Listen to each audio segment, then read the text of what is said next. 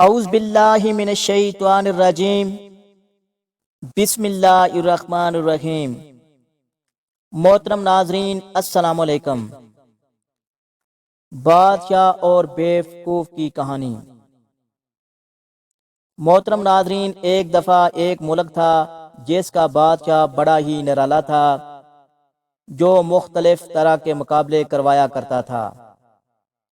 ایک مرتبہ بادشاہ نے اعلان کر دیا کہ پورے ملک میں دیکھو سب سے بڑا بیوقوف کون ہے، اس کو میں خاص تحفے سے نوازوں گا۔ اب سب لوگوں نے عقل مندی کے مقابلے تو سنے تھے، مگر کسی نے بیوقوفی کا مقابلہ نہ سنا تھا۔ سب لوگ تعجب میں تھے، لیکن بہرحال بادشاہ کا حکم تھا، اس کو پایا تکمیل تک پہنچانے کا انعقاد کیا گیا۔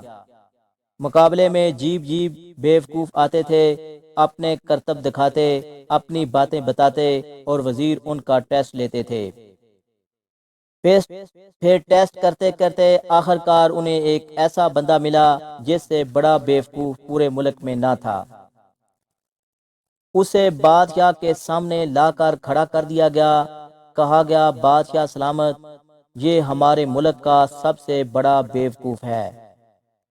بادشاہ نے کہا، چیک کر لیا؟ کہا، چیک کر لیا۔ بادشاہ نے اپنی سونے کے جواہرات سے بھری ہوئی مالا اتاری اور اس بیوقوف کو پہنا دی۔ بیوقوف بڑا خوش ہو کر گھر آیا۔ ابھی تھوڑے دن ہی ہوئے تھے تو بیوقوف کو پتہ چلا کہ بادشاہ سلامت بڑے بیمار ہیں۔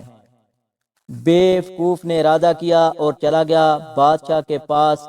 کہا، بادشاہ سلامت، کیا حال ہے آپ کا؟ سنا ہے کہ بڑے بیمار ہو گئے ہیں۔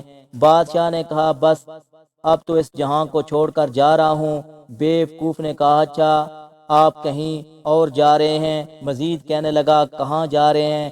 اس کو یہ بھی نہیں پتا تھا کہ مرنا بھی ہوتا ہے۔ تو بادشاہ کہتا ہے کہ میں اس دنیا کو چھوڑ کر دوسری دنیا میں جا رہا ہوں۔ بیوقوف نے کہا، اچھا، تو بادشاہ سلامت یہ بتائیں کہ ادھر میں دیکھتا ہوں کہ آپ کا بڑا محل ہے، جدھر جا رہے ہیں ادھر مکان بنا لیا ہے۔ تو بادشاہ کہتا ہے، نہیں، ادھر تو میں نے جھونپڑی بھی نہیں بنائی۔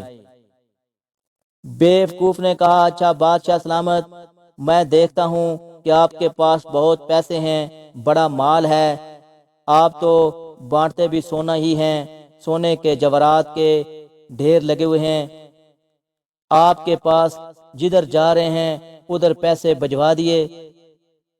محترم ناظرین، بادشاہ کہتا ہے، میں نے وہاں پھوٹی کوڑی بھی نہیں بھجوائی۔ پھر اس بیوقوف نے کہا، اچھا بادشاہ صاحب، میں دیکھ رہا ہوں آپ کے آس پاس بڑے خادم، خادمائیں، کنیز اور غلام ہیں، ہر طرف آپ کے خدمتگار ہیں، جدھر جا رہے ہیں ادھر کچھ غلام، کنیز، خادمیں بھجوائی نہیں۔ بادشاہ کہتا ہے، ادھر تو کوئی خادم نہیں ہوگا۔ اس بیوقوف نے وہ مالا اتاری اور بادشاہ کے گلے میں پہنا دی۔ کاز حضور، پھر مجھ سے بڑا بیوقوف تو آپ ہوئے نا۔ آپ کو پتہ ہے آپ کہیں اور جا رہے ہیں، آپ کو پتہ ہے اس دنیا سے آپ کسی اور دنیا میں جا رہے ہیں، نہ گھر بنایا، نہ پیسے بھجوائے، نہ خادم بھجوائے، آخر کرو گے کیا؟ بیوقوف کی یہ بات سن کر بادشاہ تو کیا، سب وزیر مشیر حیران ہو گئے۔ اور آج دیکھیں، ہم دنیا کا مال جمع کرنے میں لگے ہیں، یہ پتہ ہونے کے باوجود بھی اگلے جہاں میں دنیا کا مال ہمارے کسی کام نہیں آنا۔ اس لیے بہتر یہ ہے کہ دنیا کے ساتھ آخرت کی تیاری کو بھی ترجیح دیں۔ اللہ ہم سب کو دین حق پر چلنے والا بنائے، آمین ثم آمین۔